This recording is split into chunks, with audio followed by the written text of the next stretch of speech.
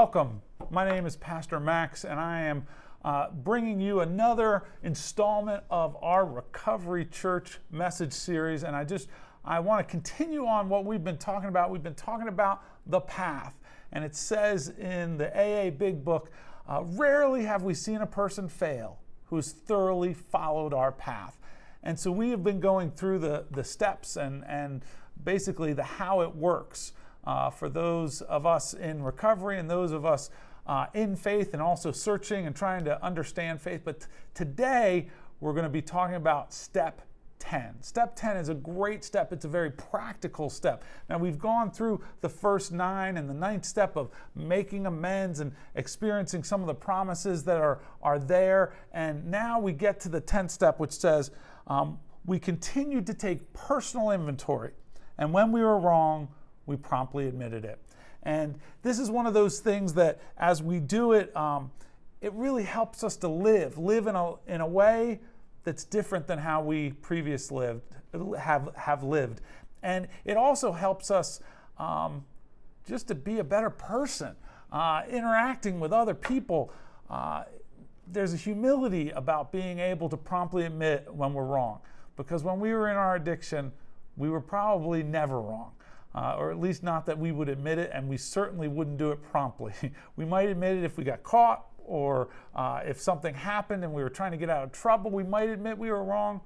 But there was very little self-appraisal where we said, "Ooh, I missed on that one. I was off on that. I was wrong. My attitude was wrong. My actions were wrong."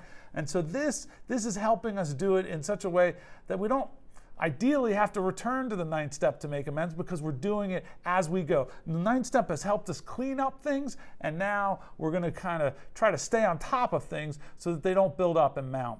So I have a scripture for our message today. It's Romans 12, and we've had this scripture before, but it applies again. Romans 12, 2 and 3, and we're reading it out of the ESV, but it says, "Don't be conformed to this world, but be transformed by the renewal of your mind, that by testing you may discern what is the will of God, what is good and acceptable and perfect." We didn't always know that.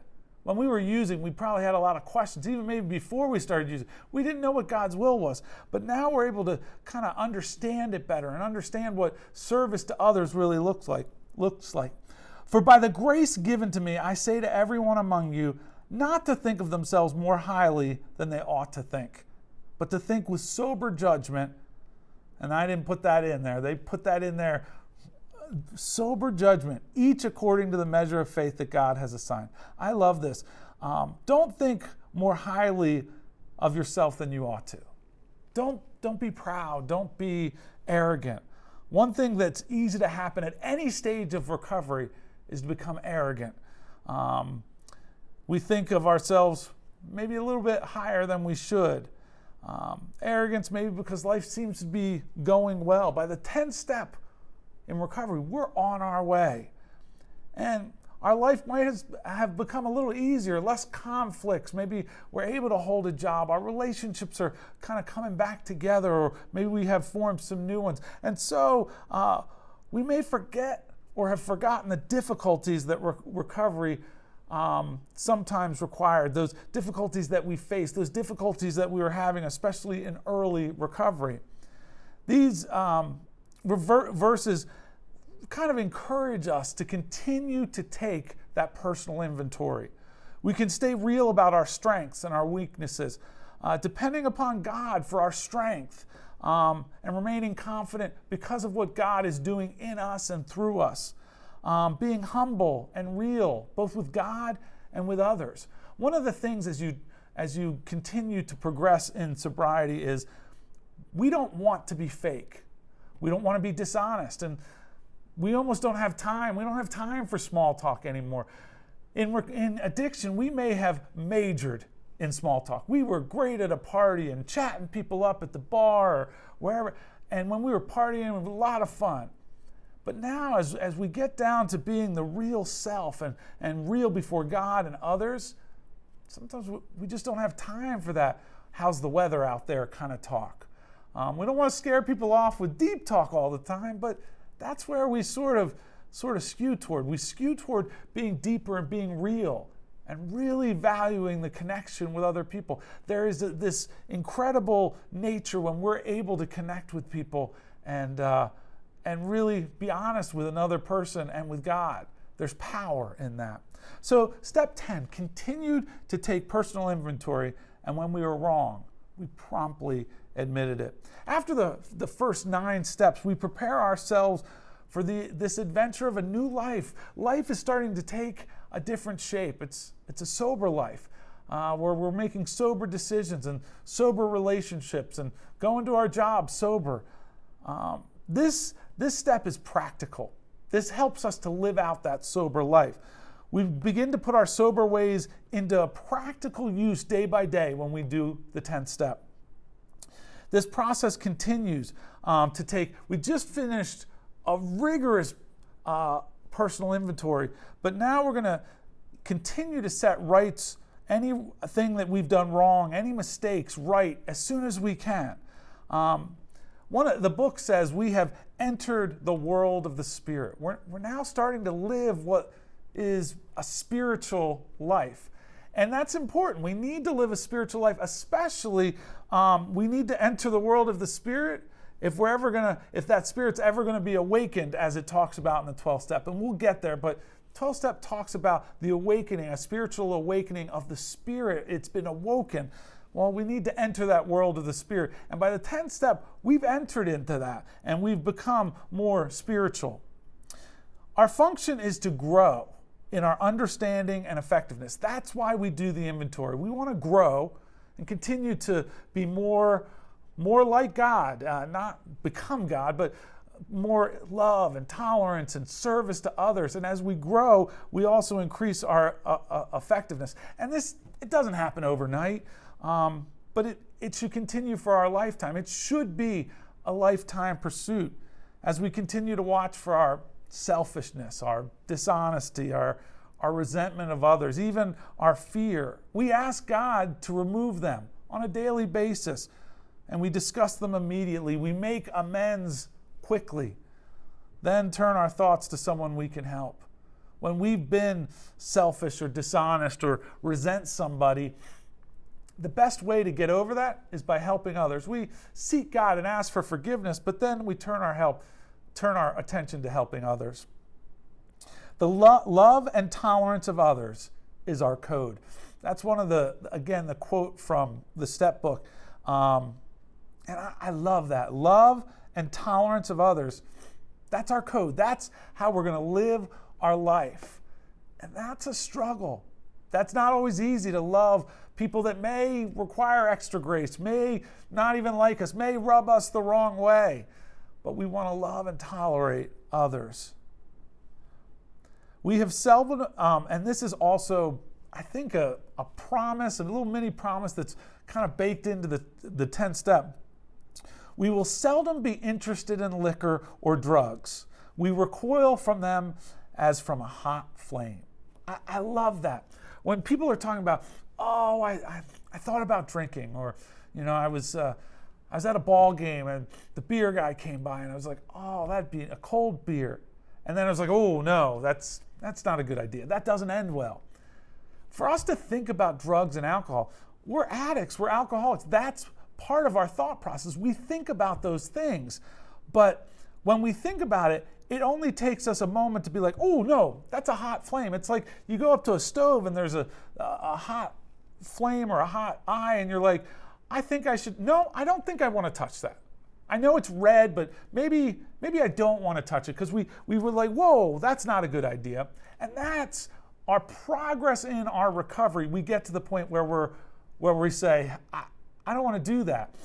So even if the thought comes in, we recoil from it as if it were a hot flame. So it's not the thought that comes in that makes us we're off the beam. We're alcoholics, we're addicts. We think about drugs and alcohol, but it's what we do with it. And ideally, we recoil from it as if it were a hot flame. I want to take just a moment. I've heard a lot of people share about if they have a drunk or a drug dream, where they have this dream where it feels like as real as could be, when the person wakes up, when you wake up, you're like, did I use, did I drink? I can't even, you're looking around, you're like, ooh, I didn't. And I think sometimes people are like, well, if I had a drunk dream or a drug dream, like, my program must not be very good. And I want to dispel that, because we think about drugs and alcohol because we're addicts and alcoholics. That's what we do. And sometimes we think about getting high or getting drunk. And the truth is, people who aren't addicts or alcoholics normally don't have those kind of dreams. But those dreams can serve as a great reminder, but they are in no way like an indication of how your program's going necessarily. That hasn't been my experience, or when I've interacted with others, because again, we think about it and we recoil from it as if it were a hot flame. So don't find those moments as condemning, but find them as a moment that you kind of can learn from when you have those. So I wanted to touch on that, because as we're going into the 10th step, we have a new attitude that just comes. We have a new attitude toward liquor, and it's been given to us without any thought or effort on our part. It comes. And that's the miracle. We're not fighting, neither are we avoiding temptation. We're not like driving circuitous routes just so we don't go by a liquor store, or just so we don't go by, like our old bar or place where we hung out or smoked or did drugs. Like we like, if it's along the way, we don't go out of our way to go buy those things. But we're starting to live a life where alcohol or drugs are just, they're a non-entity. People are drinking milk. They're having a glass of water, because it doesn't register for us. And when it starts to register, that's when we have to, again, be cautious. But the problem of drinking, by the 10th step, the problem's been removed. This is how we react as long as we keep fit spiritually. Our spiritual condition, when we're fit there, those things just kind of roll off our back. Now, we want to ask some questions, and around the 10th step, I want to give you 5 questions that you can ask every day, and these are just a good place to start. Did you have quiet time today? Have I had contact with someone in recovery today? Am I blaming others for my situation? Did I go to a meeting today? And finally, am I working with someone new in the program or sobriety? Those are a great place to start, to just kind of check in how my day is going.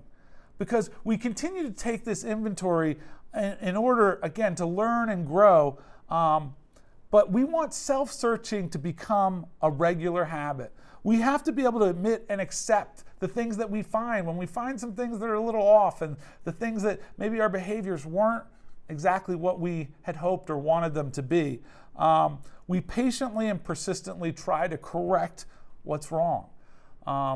There's a lot of troubleshooting that goes on, but there are a lot of things that can get us caught up.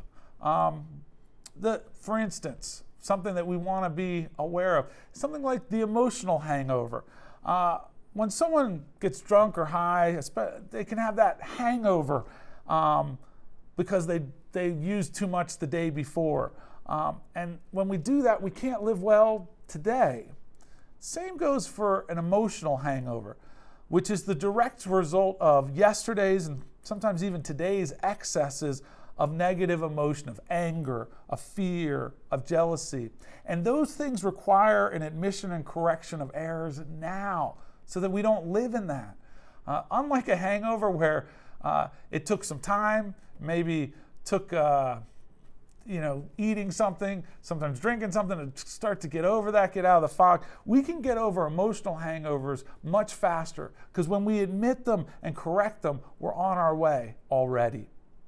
The 9th step inventory enables us to settle with the past, and we're able to leave it behind us. So this is more of that spot check inventory, that you're just checking right now to make sure everything's good on the shelves.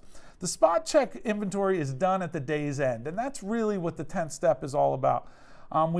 We take a look at our day, and we see how we did. We create for ourselves the things we did well, And we chalk up the debts where they're due, the things that we fell short of, where we lost our temper, or we got frustrated while driving, or we had a short word with a coworker, spouse, or child or family member that we have. And so we look at that and like, ooh, okay. And we want to make sure that we take appropriate action. The emphasis on inventory is heavy only because so many of us have never had the habit of or acquired the habit of accurate self-appraisal. It's not something that we do naturally. And as an addict or an alcoholic, the last thing we wanted to do was look at ourselves. We actually wanted to get away from ourselves and the things that we were feeling and experiencing. And so self-appraisal was not on the top of our list when we were getting high or drunk. More often than not, we were trying to escape. And our inventories become a regular part of everyday living rather than something unusual or set apart. And some people will even do an annual or semi-annual house cleaning where they kind of take an overview. You do the daily one, but maybe every 6 months or at the end of the year, you're kind of like, how did this year look? And again, you look at the positive and the negative. So it has a lot of practical applications. And then there is this truth bomb that is dropped in the middle of, this is again comes from the step book of Alcoholics Anonymous. It is a spiritual axiom that every time we are disturbed, no matter what the cause, there is something wrong with us. This, when I first read it and when I still read it, it just reverberates in my soul. It's a spiritual axiom or truth that every time that we are disturbed, when we're upset, when we're frustrated, whenever something's going on with us, no matter what the cause, there's something wrong with us. If we're driving and someone cuts us off and we get short, it's on us, even though they cut us off.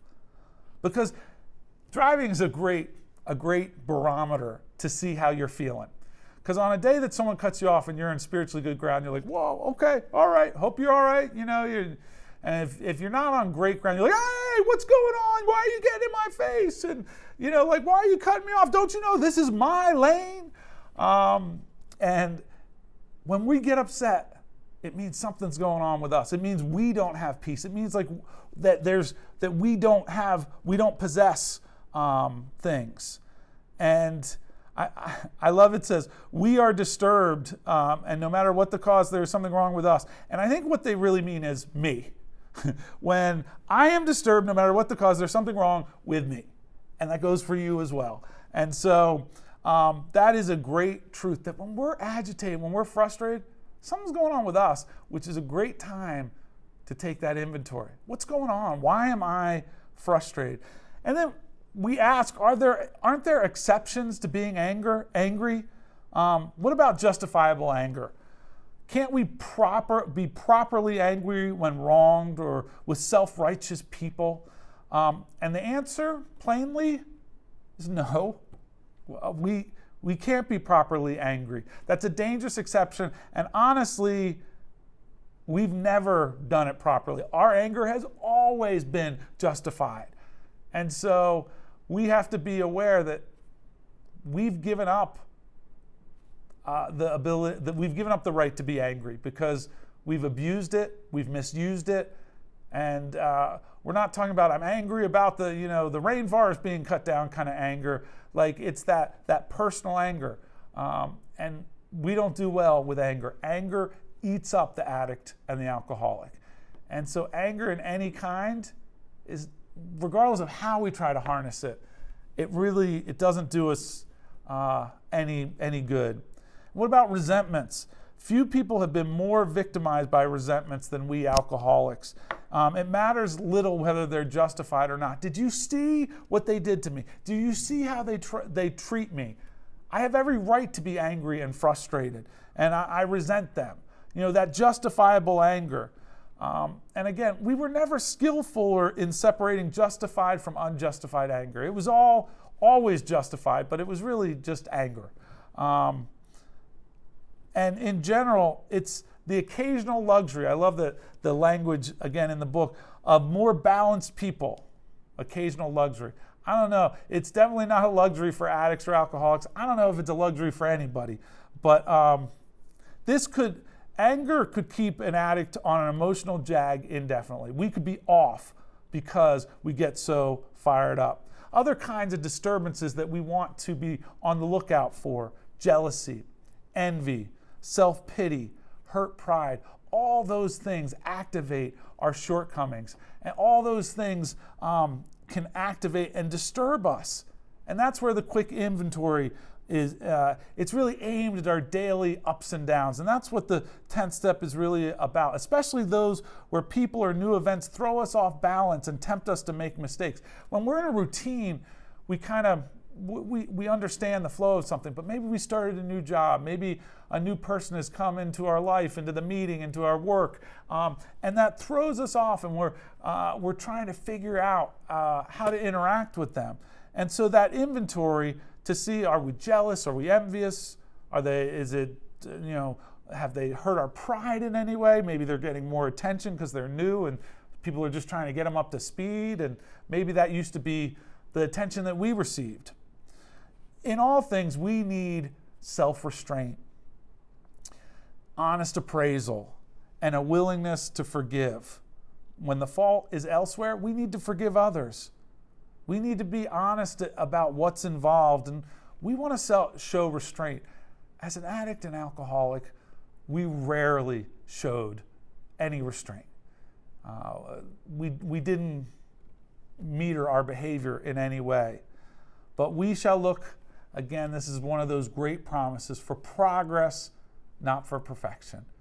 If we're growing, if we're making progress, that's what this is about. It's not about being perfect, because we're not, and we will never be perfect. There was one that was perfect, and that whole Jesus thing, perfect. And he was able to maneuver it. None of us are called to do that. And so progress, not perfection. But remember, you have made progress. If you're at the 10th step, you have made progress. And you can take a little joy from the progress that you have made, that God has made in and through you. But again, all of this, it requires self-restraint. When we speak or act hastily or rashly, the ability to be fair-minded and tolerant evaporates on the spot. It goes away. Nothing pays off like restraint of tongue and pen. That goes for texting. It goes for emails.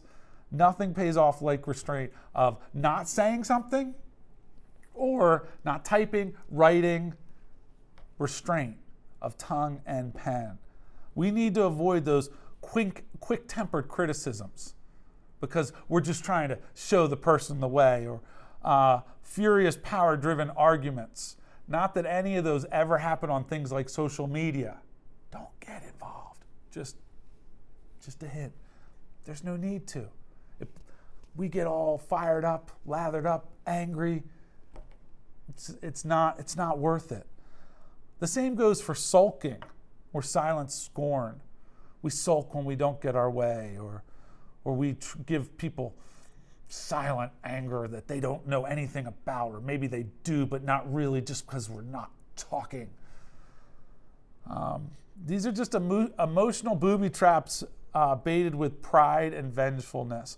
Our first job is to sidestep these traps. We need not fall for these traps, because they'll only take us to a bad place. We can neither think nor act to good purpose until the habit of self-restraint has become automatic. We need self-restraint to be just baked into what we do. It has to be a part of the fabric of who we are and what we do. We need to just know that we're not going to be critical. We're not going to say something flippant or say something mean or just destroy somebody with our words. We're not going to go there, because as that becomes a part of the very fabric of who we are, self-restraint. And that doesn't mean we can't show excitement and emotion and joy, but this is so that we're not hurting others or ourselves. Because nobody loved personal triumphs more than we addicts and alcoholics. when we had a victory, we were quick to usually shove it in other people's face. We weren't usually the quiet, humble victor. We were usually the loud and brash ones that reveled in it, especially when it proved somebody else wrong, or it really showed somebody that we were better. And we had that big shotism. We would play the big shot. And if temporary good fortune has come our way, we indulged ourselves in fantasies of still greater victories over people and circumstances. We played the big shot. But we have to insure ourselves against that. We check ourselves. And we need to remember that today we are sober only by the grace of God. And I actually incorporate that when I share about myself. I'll say, hi, hey, my name is Max, and I'm sober today only by the grace of God and the fellowship of this program. Because I'm sober only by the grace of God. This free, unmerited gift that I didn't earn per se. It was a gift that was given. And any success that we are having is far more God's success than ours. When we start taking, look how good I'm doing. I'm sober. I got myself. I did this. I did the 9th step. I'm doing all these things. We're missing the presence of the Spirit and how important that is, and how much we need that humility before God, that God has done it in us and through us. And I know I've asked the question, why did I get sober? We ask that question, why did I get sober and maybe somebody else didn't? And the best answer I've ever come up with is that God thought I could be more useful sober than wasted or drunk.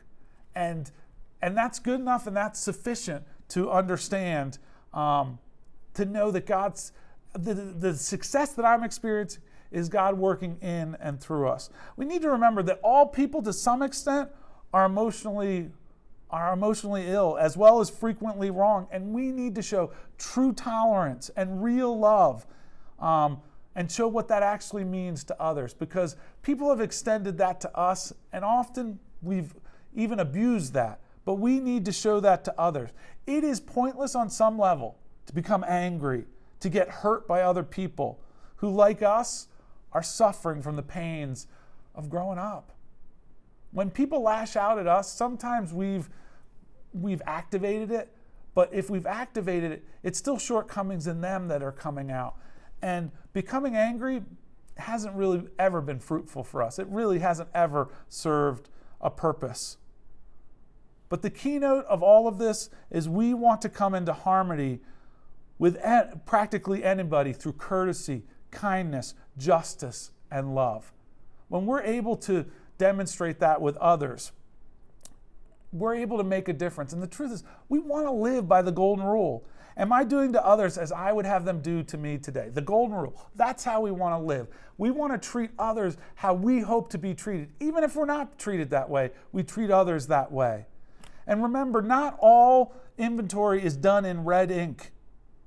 It's a poor day when we haven't done something right. And even if we've tried hard and failed, we can chalk that up as one of the greatest credits of all, is that we keep trying to do better and to keep trying to interact with others in a more positive way, to serve others. And even if we've failed that, we can chalk it up that we've been trying. And we know pain is the touchstone of all spiritual progress. All the progress we've made is through, we realize it's often through our mistakes. So we want to be aware of our motives. When we look at our daily ledger and make sure what our motives are. Have we been prideful, angry, jealous, anxious, fearful? And we need only recognize that we did act or think badly, and then try to visualize, how could I have done that better? And resolve that with God's help to do it better tomorrow. Someone said something, I got really angry. What would it look like if I didn't get angry? What if I didn't react? What if I didn't say something? What if I was excited for someone's promotion rather than jealous? How would that look? Because, again, we want to rationalize and it justifies our conduct, which is really wrong. Well, you would do that too. And sometimes we even fall to something like constructive criticism. Have you ever constructively criticized somebody who really needs it, but our real motive was just to win a useless argument or to prop ourselves up? Our true motive was really to feel superior by pulling them down. Why are we still so sensitive? Why, as addicts and alcoholics, can we still be so insecure? Who gives a crap? It's highly overrated to be right. In an argument, in a discussion, it's highly overrated. And how often have we tried to tear others down just again to, kind of prop ourselves up? And how often have we wished to hide a bad motive underneath a good one? That self-righteousness can underlie the smallest act or thought. We do something, but it's really to get something rather than we do something to serve. We did something to look good or to position ourselves better rather than for the sheer pleasure and power of just serving others. At the end of the day, an honest regret for harms done, a genuine gratitude for blessings received, and a willingness to try for better things tomorrow. That will be the permanent assets we shall seek, to an honest regret for those harms done. Being thankful for God and all the blessings that we have received, and the willingness to try to be better, try for better things tomorrow. We thank God. And when we can thank God and when our head hits the pillow, we can sleep in good conscience. Addicts and alcoholics, sometimes we have trouble sleeping, but when we have a clear conscience, it's a lot easier. Now, we are reminded in the book that we are not cured of alcoholism or drug addiction. What we really have is a daily reprieve contingent on the maintenance of our spiritual condition. That's why we do the 10th step. That's why we take the daily inventory, because we want to maintain a positive spiritual condition. It tells us in 2 John 1:8, watch yourself so that you may not lose what we have worked for, but may win a full reward. We acknowledge recovery is hard work. We not only have to strive to live a normal life with all of its normal responsibilities, but we have to continue to work the steps. Be constantly vigilant against the possibility of our addictive behaviors returning and slipping back in. The Apostle John in this admonishes Christians to not lose what they've worked for. In terms of recovery, this means for us to not slip back into old addictive behaviors. It means to not lose our freedom, which we have worked so hard and so diligently to gain and maintain. In order to do this, it's imperative that we continue to take personal inventory as we go through life. And every day is a day when we get to carry the vision of God's will into all of our activities. How can I best serve you? Your will, not mine, be done. That's a great prayer any day, but in regards to the 10th step, God, how can I best serve you? It's the proper use of God's will. And in that we receive strength, inspiration, direction for Him who has all knowledge and power. If we're careful and we carefully follow direction, we have begun to sense the flow of His Spirit into us. To some extent, we have become God conscious. We are aware of God. And our higher power has started to take shape, and we acknowledge and recognize that it is in fact God. And we've begun to develop this vital sixth sense of God's presence and God's prompting. Sometimes we ignore it, but it's there, and we acknowledge it. But we must go further, and that always means action. And I close with this thought: love and tolerance of others is our code. That's what we want our life to look like. Let the 10th step be an awesome opportunity. Continue to take personal inventory, and when we're wrong, it happens, I know. We promptly admit it. That's the 10th step. I never want to leave an opportunity for you to respond. As you're developing your God conscious and your awareness, know that God created each of us to be with Him. And our sins, the things that we continue to do inventory on, those things have separated us from God, a holy God. But sins can't be removed by good deeds. There's no way we can do enough good deeds to reconnect with God. But paying the price for sin, because there is a price for sin, Jesus died and He rose again. And everyone who trusts in Jesus alone will have eternal life. And life that's eternal means that we will be blessed now and live with Jesus forever as well. That is the promise, and that is the encouragement. As you continue to explore your spirituality and understand how faith plays a critical role in that, be encouraged that Jesus loves you. You are loved by Jesus, and that you can live in that freedom. We love to close with the third step prayer, and I think it's a great way to close this talk on inventory.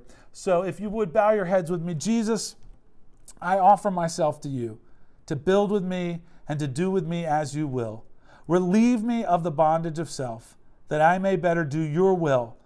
Take away my difficulties, that victory over them may bear witness to those I would help of your power, your love, and your way of life. May I do your will always. Amen. Just a reminder, Recovery Church meets on the first Tuesday and Wednesday, Tuesday in Voorhees and first Wednesday in Sewell. We hope to see you there. That's coming up next week. And remember, Recovery Church, 12 steps, one goal. God bless.